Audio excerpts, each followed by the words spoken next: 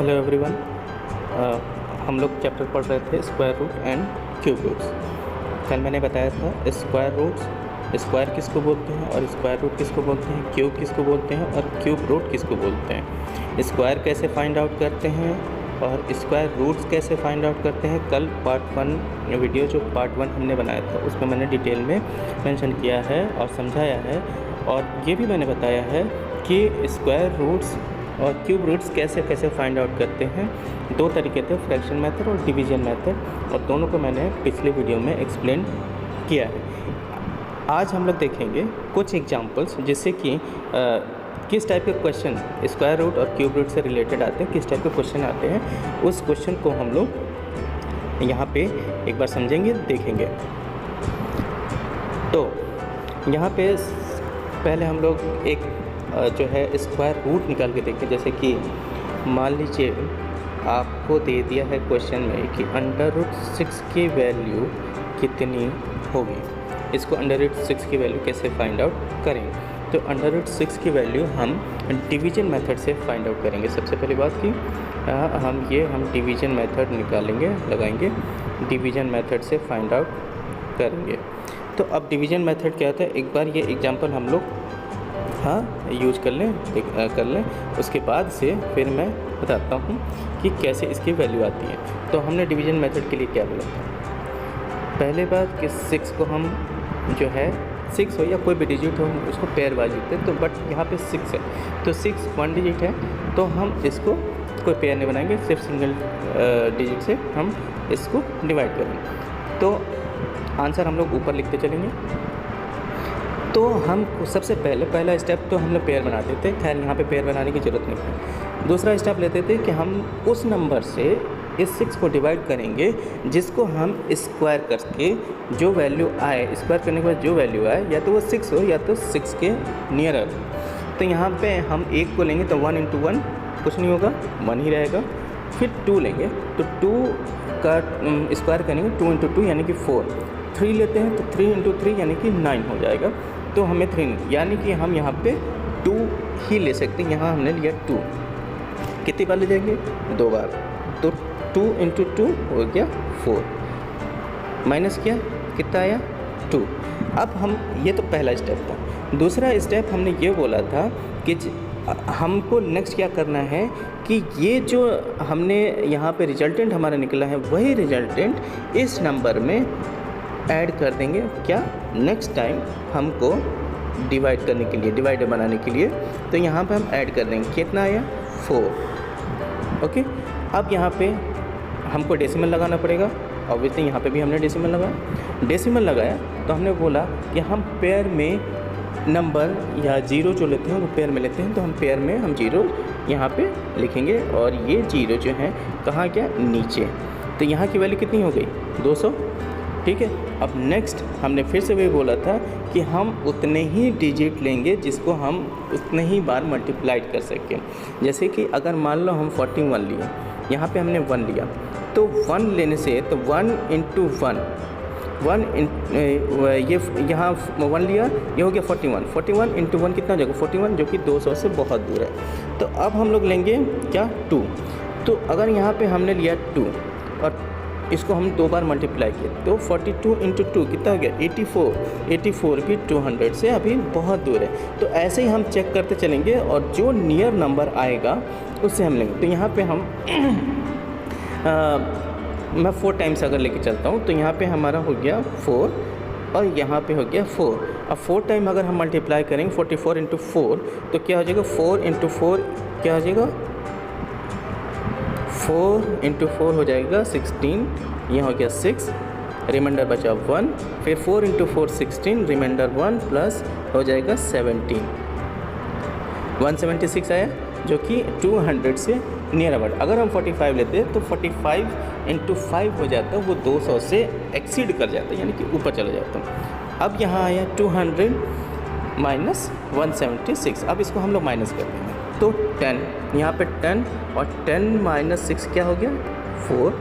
Divide करना तो आता है सबको, डिवाइड और सिंपल डिवीज़न तो आता होगा यहाँ पे।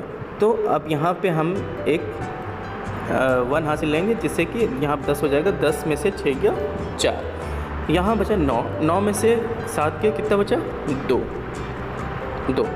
और ये 1 इंटू 1 कैंसिल। ओके, अब यहाँ आया 24। नेक्स्ट है फिर वही हम रिपीट करेंगे। 44 में 4 ऐड कर देंगे, यहाँ आया 48। ओके, 48 आया। यहाँ पे फिर हम 0 नीचे लाएंगे तो 0 एक सिंगल नहीं आएगा, डबल 0 आएगा। ओके, ठीक है, डबल 0 आएगा। ये हो गया 2400। अब यहाँ पे फिर से अगर 1 लेते हैं तो 481, जो कि 2400 से बहुत दूर है, तो हम उसको नियरर नंबर लेके जाएंगे। तो नियरर नंबर अगर हम लेके गए तो हम यहाँ पे देख लें, अगर ये 4 है यानी कि 400 है, तो 400 को अगर 4 से हम मल्टीप्लाई करेंगे 484, तो 484 इंटू 4 अगर हम मल्टीप्लाइड करते हैं तो कितना आ जाता है, 4 into 4 16, reminder 1, 4 into 8 32 plus reminder 1 33, उसके बाद से reminder 1, 4 into 4 plus 3 equal to हो गया कितना 19। यहाँ कितना आया 1936। अगर इसी को आप 5 टाइम लेके जाते तो 5 टाइम अगर लेके जाएंगे तो ये 2400 से ऊपर चला जाएगा। आप कुछ नहीं तो मल्टीप्लाई करके देख लीजिएगा, ये 2400 से ऊपर चला जाएगा, तो ये 4 टाइम जाएगा। ओके, फिर से हम इसको माइनस कर देंगे। 10 - 6 4, 9 - 3 6, 4 यहाँ पे अच्छा 3 और 3 यहाँ पे 1 एक्स्ट्रा लेंगे तो कितना बचा 13 माइनस 9 कितना हो गया 4 सॉरी 13 माइनस 9 इक्वल टू हो गया 4। ओके, अब ये यहाँ पे देखिए जो रिमाइंडर बचा 464 वो 484 से छोटा है। अगर आप 5 टाइम लेके जाएंगे तो ये जो है 1936 जो है 2400 से एक्सीड कर जाएगा, जो कि हमारा आंसर गलत आ जाएगा। तो अगर आप जो है डेसिमल के 2 डिजिट तक आप निकलना चाहते हैं तो यहाँ तक ठीक है। 3 डिजिट तक निकालना चाहते हैं तो आप फिर से वही चीज़ रिपीट करेंगे, यहाँ पे +4 कर देंगे तो आपका आ जाएगा 488, और यहाँ पे आप 00 करेंगे और फिर यहाँ पे आप जो है वही प्रोसेस फॉलो करेंगे। तो यहाँ पे मैं मान लिया कि आंसर मेरा निकला 2.44, जो कि किसका आंसर है √6 का आंसर है। तो √6 का आंसर हमारा कितना निकला 2.44, ये हमारा आंसर निकला। और कैसे प्रोसेस फॉलो किया ये हमने आपको अभी बताया। नेक्स्ट एग्जांपल देखते हैं। जैसे कि एक एग्जांपल जैसे suppose that 5 to the power 2 और 5 to the power 4 को सिंप्लीफाई करना है, इसको सॉल्व करना है। तो इसको कैसे सॉल्व करेंगे, सिंपल सी बात है, जब बेस सेम होता है तो उनके पावर जो है आपस में ऐड हो जाते हैं। तो यहाँ पे आप लिख सकते हैं 5 2 + 4 = आ जाएगा 5 to the power 6। और 5 to the power 6 को आप 5 को 6 बार आपस में मल्टीप्लाई करेंगे। ओके, तो 6 बार मल्टीप्लाई करेंगे तो आपका आंसर आ जाएगा 1500/625। ये आपका आंसर है। ओके, ये था पहला एग्जाम्पल। नेक्स्ट एग्जाम्पल हम लोग देखें। नेक्स्ट एग्जाम्पल है सपोज दैट आपको मान लीजिए दिया है कि 5 to the power 8 divide by 5 to the power 3। Okay, आप इसको इस फॉर्म में लिख सकते हैं 5 to the power 8 divide by 5 to the power 3। जब बेस सेम हो और दोनों न्यूमरेटर और डिनोमिनेटर के बेस सेम हो तो पावर जो है डिवाइड में पावर जो है आपस में माइनस हो जाते हैं। तो इसको हम लिख सकते हैं 5 टू द पावर 8 माइनस 3। तो 8 माइनस 3 कितना हो 5 टू द पावर 5। अब इसी 5 को फिर से 5 बार आपस में मल्टीप्लाई आप कर लेंगे तो जो आपका आंसर आएगा वही आंसर होगा। इसका आंसर में भी 3125 ये आपका आंसर होगा। ये हो गया सेकंड एग्जाम्पल। नेक्स्ट कुछ और डिफरेंट टाइप के क्वेश्चन देखते हैं। सपोज मान लीजिए एक एग्जाम्पल दिया क्या 3 स्क्वायर ब्रैकेट में to the power 3 square to the power 3। जब ऐसे क्वेश्चन आते हैं तो इसको भी हम लोग देखते हैं कि बेस सेम है दोनों के लिए, तो इन दोनों बेस को आपस में हम लोग क्या करते हैं मल्टीप्लाई कर देते हैं। जो पावर टू पावर होता है वो मल्टीप्लाई होता है। तो 3 टू द पावर 2 इंटू 3 तो आपका आ जाएगा 3 टू द पावर 6। अगेन हम 3 को 6 बार टाइम मल्टीप्लाई करेंगे।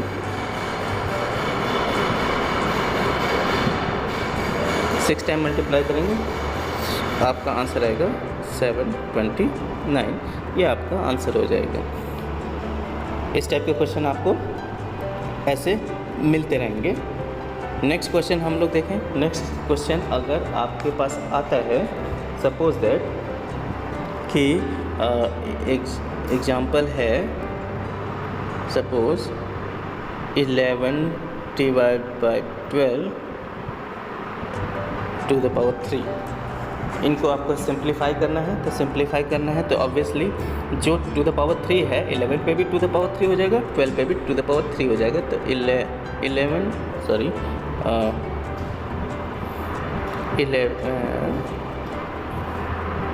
11 टू द पावर 3 और 12 टू द पावर 3 ऐसे करेंगे। तो 11 को 3 टाइम्स और 12 को भी 3 टाइम्स आपको मल्टीप्लाई करना पड़ेगा। उसके बाद से आपका जो आंसर आएगा वही आपका एक्चुअल आंसर होगा। जब आप मल्टीप्लाई करेंगे तो ये आंसर निकलेगा। तो ऐसे जो स्क्वायर रूट और क्यूब रूट के क्वेश्चंस हैं, इस टाइप के कुछ क्वेश्चंस आते हैं जो आपको ये जो है रूल आपको अपने दिमाग में ध्यान रखना पड़ेगा कि कैसे कैसे हम इनको सॉल्व कर सकते हैं। नेक्स्ट एग्जांपल अगर आप देखें suppose next example suppose question में दे दिया a is equal to 2 and b is equal to 3 then find a to the power a is equal to b to the power b की value find out करें। Okay, so यहाँ पे आप देख रहे a equal to 2 b equal to 3। Simple सी बात है, जहाँ जहाँ a है और जहाँ जहाँ b है उसकी वैल्यू हम लिख देंगे। तो सोल्यूशन है जाएगा a की वैल्यू कितनी है 2, तो 2 to the power 2 plus b की वैल्यू कितनी है 3, तो 3 टू द पावर 3। अब जो भी वैल्यू आ जाएगी यहाँ पे 2 टू द पावर 2 की वैल्यू आएगी 4 और 3 टू द पावर 3 की वैल्यू आएगी 27। आपस में इनको ऐड कर देंगे तो टोटल आपका आंसर आ जाएगा 31। ये आपका आंसर नहीं, बहुत आसान है। अगर आपको बात समझ में आती है तो क्वेश्चन आपके लिए बहुत इजी पड़ेंगे। नेक्स्ट क्वेश्चन आप देखते हैं। नेक्स्ट एग्जांपल है suppose 125 to the power minus 1 divide by 3। ये क्वेश्चन इसको सिंप्लीफाई करना है। इसको सिंप्लीफाई करने के लिए जब पावर जो है माइनस में हो तो हम उसको 1 divide by 125 to the power 1 by 3 ऐसे लिख सकते हैं। क्यों? यहाँ पे साइन जो है नेगेटिव में था, नेगेटिव साइन में था, ये हमने ऐसे लिख के उसको नेगेटिव साइन हमने हटा दिया। अब इसको आप सॉल्व करेंगे तो 125 का अगर आप सॉल्व करेंगे, स्क्वायर निकालेंगे, क्यूब निकालेंगे, जब उस मेथड उस चीज़ को फ्रैक्शन मेथड से आप सॉल्व करेंगे तो आपका आएगा 15 का क्यूब टू द पावर 1/3 का क्यूब। क्यों? क्योंकि 5 को 3 टाइम्स, 5 × 5 × 5, तो 5 × 5 कितना हो गया 25, और 25 × 5 कितना हो गया 125। ओके, अब जो है हमने बोला था कि जब ब्रैकेट में पावर टू द पावर रहे, जैसे 5 क्यू टू द पावर 1/3, तो ये पावर आपस में मल्टीप्लाइड हो जाते हैं, तो 5 3 × 1/3 जो कि आपस में कैंसिल आउट हो जाएंगे। आपका आंसर फिर बचेगा 1/5, और यही आपका एक्चुअल आंसर होगा। बात समझ में आ गई? आप भी अपने कॉपी और पेन यूज कीजिए, क्वेश्चन साथ साथ में सॉल्व करते चलिए। आपके सारे क्वेश्चन जो है स्क्वायर रूट के सब समझ में आ जाएंगे, कोई डिफ़िकल्ट नहीं है। नेक्स्ट एग्जांपल हम लोग देखते हैं। तो next example, suppose that example अगर आपका दिया है 2 डिवाइड बाय √6 को सिंप्लीफाई करना। अब इस क्वेश्चन को सिंप्लीफाई करने के लिए हम लोग क्या करते हैं, 2 √6 को हम लोग क्या करते हैं, मल्टीप्लाई करते हैं और डिवाइड, मल्टीप्लाई और डिवाइड दोनों करते हैं क्या, √6 से। तो √6 और √6 से हमने क्या किया, मल्टीप्लाई भी किया, डिवाइड किया, और इसको हम लोग ऐसा करने से इसकी वैल्यू में कोई चेंजेस नहीं आते। हम सिर्फ इसलिए ऐसा कर रहे हैं ताकि ये जो √6 है, जो डिनोमिनेटर में है, वो अंडर जो है हमारा कैंसिल आउट हो जाए। अब यहाँ पे √6 आपस में कैंसिल आउट होकर वो बचा 1, और कितना भी कोई भी नंबर हो उसको 1 से हम मल्टीप्लाई करेंगे तो वैल्यू सेम आती है, इसलिए हमने ऐसा यहाँ पे किया। ओके, तो √6 ये 6 का स्क्वायर हो गया, तो 6 का स्क्वायर जब हम लोग अंडर रूट से बाहर निकालते हैं तो कितना आ जाता है, 6 आ जाता है। तो इसको हम लोग लिख सकते हैं 2√6 डिवाइड बाय 6। ओके, और हमने जैसे कि अभी पहले एग्जांपल में हमने √6 की वैल्यू निकलवानी सिखाई थी कि कैसे निकालते हैं। तो सपोज़ दैट कि अगर हमारा जो है √6 की वैल्यू है 2.44, हमारा 2.44 आया था, और डिवाइड बाय 6। जब हम इसकी वैल्यू हम सॉल्व करते हैं तो लगभग आता है 0.8165 के लग समथिंग ऐसी वैल्यू आएगी। आप लोग अपने कॉपी में सॉल्व करेंगे, मल्टीप्लाई करेंगे। इतना क्वेश्चन सिंपल है, इनको मल्टीप्लाई करके 6 से डिवाइड कर देंगे, जो भी आंसर आएगा वो आपका आंसर होगा। तो एक इस टाइप के क्वेश्चन आते हैं जो कि हमको डिनोमिनेटर से रूट हटाने होते हैं। तो उन रूट को हटाने के लिए क्या मेथड हम फॉलो करते हैं, वो चीज़ यहाँ पे हमने समझाया। ओके, नेक्स्ट एग्जांपल, एक लास्ट में एक एग्जांपल और देख लेंगे। सपोज एग्जांपल दिया है 4 √3 √x²। इसको आपको सिंप्लीफाई करना है। इसको सिंप्लीफाई करने के लिए सिंपल सी बात है, पहले हम लोग इसको पावर के फॉर्म में कन्वर्ट कर लेंगे। सपोज दैट जैसे कि x² है, तो x² को पावर के फॉर्म में एज इट इज़ हम लोग रख देंगे। अब इस x² का जो रूट है वो कितना है, क्यूब रूट है। तो इसको हम आपस में इसको ब्रैकेट में डाल के, इसको क्यूब रूट है, तो क्यूब रूट है 1/3। क्यूब रूट को हम 1/3 लिखते हैं, हमेशा ध्यान रखेंगे, ठीक है। अब इसके आगे 4 रूट है, तो 4 रूट को भी हम फिर से ब्रैकेट में लिख देंगे, इनको ब्रैकेट में लिख देंगे, और इसके आगे हम कर देंगे 1/4। इस चीज़ को हम इस फॉर्म में लिख सकते हैं, जो कि इनकी वैल्यू बराबर होती है। अब इस फॉर्म में लिखने का क्यों हमने ये ऐसे फॉर्म में लिखा, क्योंकि इस फॉर्म में इस क्वेश्चन को हम आसानी तरीके से सॉल्व कर सकते हैं। और हमने बोला था जब ब्रैकेट में पावर एक दूसरे के ब्रैकेट से रिलेटेड हों, एक दूसरे से ब्रैकेट के अंदर या ब्रैकेट के बाहर हो, तो वो आपस में जब ब्रैकेट हटाते हैं तो वो सारे पावर एक दूसरे से मल्टीप्लाइड हो जाते हैं। तो यहाँ पे हम लोग देखते चलेंगे। तो यहाँ पे पहला वाला ब्रैकेट हटाएंगे तो आपका आ जाएगा x² और 1/3 इंटू 1/4। ओके, फिर नेक्स्ट ब्रैकेट हटाएंगे तो अगर इनको आपस में मल्टीप्लाई कर देंगे तो आपका आ जाएगा x to the power 2 into ये 3 इंटू 4 कितना आ जाएगा 1/12।